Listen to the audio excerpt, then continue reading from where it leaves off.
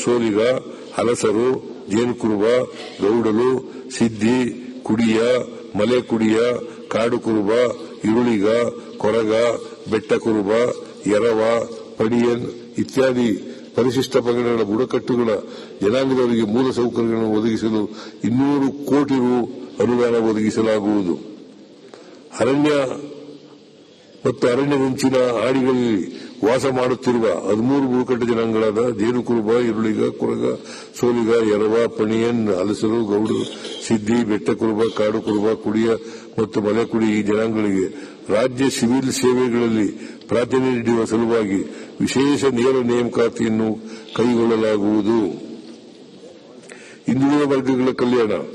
ಹಿಂದುಳಿದ ವರ್ಗಗಳ ವಿದ್ಯಾರ್ಥಿನಿಯರಿಗೆ ಅಗತ್ಯ ಮೂಲಸೌಕರ್ಯಗಳನ್ನು ಕಲ್ಪಿಸಲು 50 ಕೋಟಿ ರು ಒದಗಿಸಲಾಗುವುದು. ಬಾಡಿಗೆ ಕಟ್ಟಡಗಳಲ್ಲಿ ಕಾರ್ಯನಿರ್ವಹಿಸುತ್ತಿರುವ ಹಿಂದುಳಿದ ವರ್ಗಗಳ ಕಲ್ಯಾಣ ಇಲಾಖೆಯು ಮೆಟ್ರಿಕ್ ನಂತರದ ವಿದ್ಯಾರ್ಥಿನಿಯರಿಗೆ 30 ಸ್ವಂತ ಕಟ್ಟಡಗಳನ್ನು ನಿರ್ಮಾಣ ಮಾಡಲಾಗುವುದು. ಶೈಕ್ಷಣಿಕ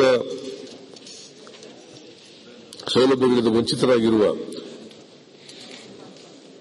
ಹಿಂದುಳಿದ ವರ್ಗಗಳಲ್ಲಿ ಅತ್ಯಂತ ಹಿಂದುಳಿದ 46 ಅಲೆಮಾರಿ, ಅರೆ ಅಲೆಮಾರಿ ಜನಾಂಗದ ವಿದ್ಯಾರ್ಥಿಗಳ ಅನುಕೂಲಕ್ಕಾಗಿ ರಾಜ್ಯದ 4 ಕಂದಾಯ ವಿಭಾಗಗಳಲ್ಲಿ ತಲಾ ಒಂದರಂತೆ ಡಿ ದೇವರಾಜು ವಸತಿ ಶಾಲೆಗಳನ್ನು ಕ್ರೈಸ್ಟ್ ವತಿಯಿಂದ ಪ್ರಾರಂಭಿಸಲಾಗುವುದು. ಕ್ರಾಂತಿವೀರ ಸಂಗೊಳ್ಳಿ ರಾಯಣ್ಣ ಪ್ರಾಧಿಕಾರದ ವತಿಯಿಂದ ಬೈಲಹೊಂಗಲ ತಾಲೂಕಿನ ಸಂಗೊಳ್ಳಿ ಮತ್ತು ಖಾನಾಪುರ ತಾಲೂಕಿನ ನಂದಗಡದಲ್ಲಿ 28 ಕೋಟಿ ರು ವೆಚ್ಚದಲ್ಲಿ ವಿವಿಧ ಅಭಿವೃದ್ಧಿ ಕಾಮಗಾರಿಗಳನ್ನು ಹಂತ ಹಂತವಾಗಿ ಕೈಗೊಳ್ಳಲಾಗುವುದು. ಇಂಜಿನಿಯರಿಂಗ್ ಮತ್ತು ಮೆಡಿಕಲ್ ಕಾಲೇಜುಗಳಲ್ಲಿ ವ್ಯಾಸಂಗ ಮಾಡುತ್ತಿರುವ ಹಿಂದುಳಿದ ವರ್ಗಗಳ ವಿದ್ಯಾರ್ಥಿಗಳಿಗೆ ಪ್ರತಿ ಜಿಲ್ಲೆಗೆ 2ರಂತೆ 62 ಮೆಟ್ರಿಕ್ ನಂತರದ ವಸತಿ ನಿಲಯಗಳನ್ನು ಪ್ರಾರಂಭಿಸಲಾಗುವುದು. ಪ್ರಸಕ್ತ ಸಾಲಿನಲ್ಲಿ 15 ಕೋಟಿ ರು ಒದಗಿಸಲಾಗಿದೆ. ಇವುಗಳ ಪೈಕಿ ಒಟ್ಟು 10 ಇಂಜಿನಿಯರಿಂಗ್ ವಸತಿ ನಿಲಯಗಳನ್ನು ವಿಶ್ವೇಶ್ವರಯ್ಯ ತಾಂತ್ರಿಕ ವಿಶ್ವವಿದ್ಯಾನಿಲಯ ಹಾಗೂ ಹಿಂದುಳಿದ ವರ್ಗಗಳ ಕಲ್ಯಾಣ ಇಲಾಖೆಯ ಸಹಯೋಗದೊಂದಿಗೆ 50-50 ಅನುದಾನದ ಅನುಪಾತದಲ್ಲಿ ಕಟ್ಟಡ ನಿರ್ಮಾಣ ಮಾಡಲಾಗುವುದು. ಸ್ವಂತ ಕಟ್ಟಡಗಳಲ್ಲಿ ಕಾರ್ಯನಿರ್ವಹಿಸುತ್ತಿರುವ ಹಿಂದುಳಿದ ವರ್ಗಗಳ ವಿದ್ಯಾರ್ಥಿ ನಿಲಯಗಳ ಕಟ್ಟಡ ದುರಸ್ತಿ ಮಾಡಲು 25 ಕೋಟಿ ರು ಒದಗಿಸಲಾಗುವುದು. ಅಲೆಮಾರಿ ಮತ್ತು ಅರೆ ಅಲೆಮಾರಿ ಜನಾಂಗದವರ ಕಾಲೋನಿಗಳ ಸಮಗ್ರ ಅಭಿವೃದ್ಧಿಗಾಗಿ 100 ಕೋಟಿ ರು ಅನುದಾನವನ್ನು ಒದಗಿಸಲಾಗುವುದು. ಹಿಂದುಳಿದ ವರ್ಗಗಳಿಗೆ ಸೇರಿದ ಅಲೆಮಾರಿ ಮತ್ತು ಅರೆ ಅಲೆಮಾರಿ ಜನಾಂಗದವರಿಗೆ ಭೂ ಒಡೆತನ ಯೋಜನೆಯನ್ನು ಅನುಷ್ಠಾನಗೊಳಿಸಲಾಗುವುದು. ಇದರೊಂದಿಗೆ ಕೌಶಲ್ಯ ಅಭಿವೃದ್ಧಿ ಇಲಾಖೆಯಿಂದ ಕೌಶಲ್ಯ ತರಬೇತಿ ನೀಡಲಾಗುವುದು. ಹಿಂದುಳಿದ ವರ್ಗಗಳ ಅಭ್ಯರ್ಥಿಗಳು ಐಎಎಸ್, ಐಪಿಎಸ್, ಕೆಎಸ್ಪಿಎಸ್ ಮುಂತಾದ ಸ್ಪರ್ಧಾತ್ಮಕ ಪರೀಕ್ಷೆಗಳಿಗೆ ವಸತಿ ಸಹಿತ ತರಬೇತಿ ನೀಡಲು ಬೆಂಗಳೂರು ನಗರದಲ್ಲಿ 2 ಸುಸಜ್ಜಿತ ವಸತಿ ನಿಲಯಗಳನ್ನು ಪ್ರಾರಂಭಿಸಲಾಗುವುದು. ಕರ್ನಾಟಕ ಕೈಗಾರಿಕಾ ಪ್ರದೇಶಾಭಿವೃದ್ಧಿ ಮಂಡಳಿಯಲ್ಲಿ ಕೈಗಾರಿಕಾ ನಿವೇಶನ ಅಥವಾ ಜಮೀನುಗಳನ್ನು ಮಂಜೂರು ಮಾಡುವಾಗ ಪ್ರತಿ ಕೈಗಾರಿಕಾ ಪ್ರದೇಶದ ಹಂಚಿಕೆಯಲ್ಲಿ ಹಿಂದುಳಿದ ವರ್ಗಗಳ ಪ್ರವರ್ಗ 1, ಪ್ರವರ್ಗ 2A ಮತ್ತು 2B ಸಮುದಾಯಗಳಿಗೆ 20% ಭೂಮಿ ಮೀಸಲಿರಿಸುವುದಾಗುವುದು. ಹಂಚಿಕೆ ಸಂದರ್ಭದಲ್ಲಿ ನಿವೇಶನದ ಪ್ರಾರಂಭಿಕ ಠೇವಣಿ ಬಳಸಿದ ನಂತರ ಬಾಕಿ ಹಣ ಪಾವತಿಸಲು 1 ವರ್ಷದ ಕಾಲಾವಕಾಶವನ್ನು ನೀಡಲಾಗುವುದು. ಜಿಲ್ಲಾ ಕೇಂದ್ರಗಳಲ್ಲಿರುವ ಹಿಂದುಳಿದ ವರ್ಗಗಳ ಮೆಟ್ರಿಕ್ ನಂತರದ ವಿದ್ಯಾರ್ಥಿ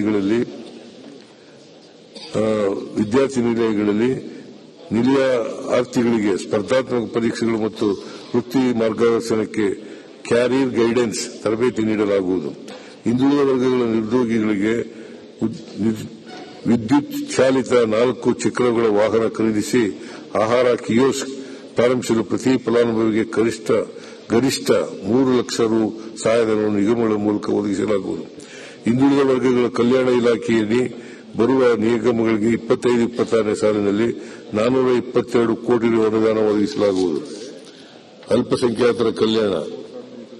ಹಣವೆನ್ನದ ಹಿರಿಮೆಯೇ, ಕುಲವೆನ್ನದ ಗರಿಮೆಯೇ, ಸದ್ವಿಕಾಸಶೀಲ ನುಡಿಯ ಲೋಕಾವೃತ ಸೀಮೆಯೇ, ಈ ವತ್ಸರ ನಿರ್ಮತ್ಸರ ಮನದುದಾರ ಮಹಿಮೆಯ. ಇದನ್ನ KS ನಿಸಾರ್ ಅಹಮದ್ ಅವರು ಬರೆದಿರ್ತಕ್ಕಂಥ ಒಂದು ಪದ್ಯ. ಪ್ರಸ್ತುತ ಕಾರ್ಯನಿರ್ವಹಿಸುತ್ತಿರುವ 250 ಮೌಲಾನಾ ಆಜಾದ್ ಆಂಗ್ಲ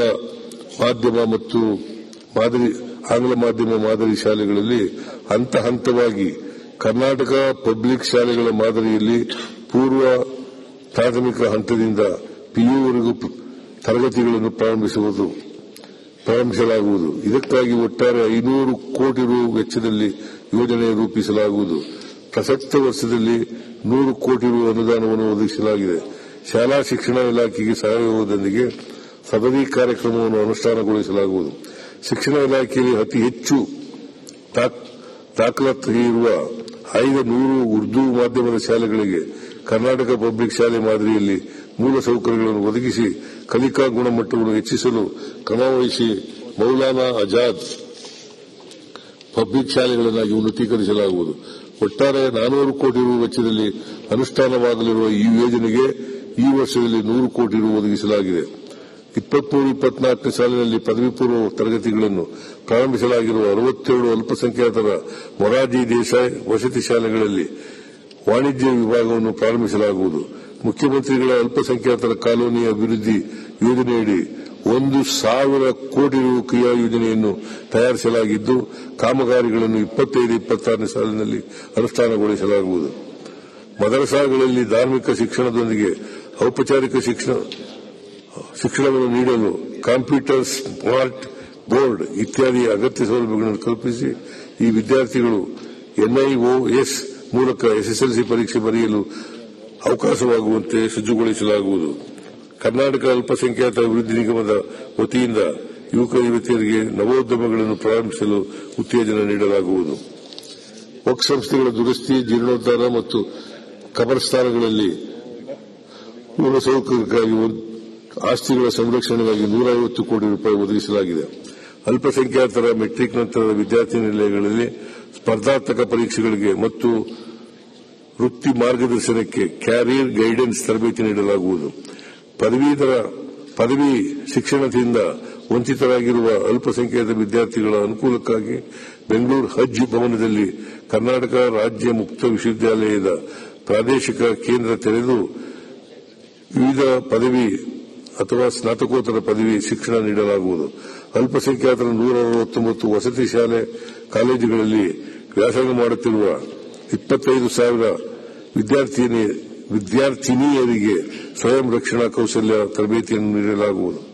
ಆರ್ಥಿಕವಾಗಿ ಹಿಂದುಳಿದಿರುವ ಅಲ್ಪಸಂಖ್ಯಾತರ ಸಮುದಾಯದ ಸರಳ ವಿವಾಹಕ್ಕೆ ಪ್ರೋತ್ಸಾಹ ನೀಡಲು ಸ್ವಯಂ ಸೇವಾ ಸಂಸ್ಥೆಗಳ ಮೂಲಕ ನಡೆಯುವ ಸಮೂಹ ವಿವಾಹಗಳ ವೆಚ್ಚಗಳಿಗಾಗಿ ಪ್ರತಿ ಜೋಡಿಗೆ 50,000 ರೂಪಾಯಿ ನೀಡಲಾಗುವುದು.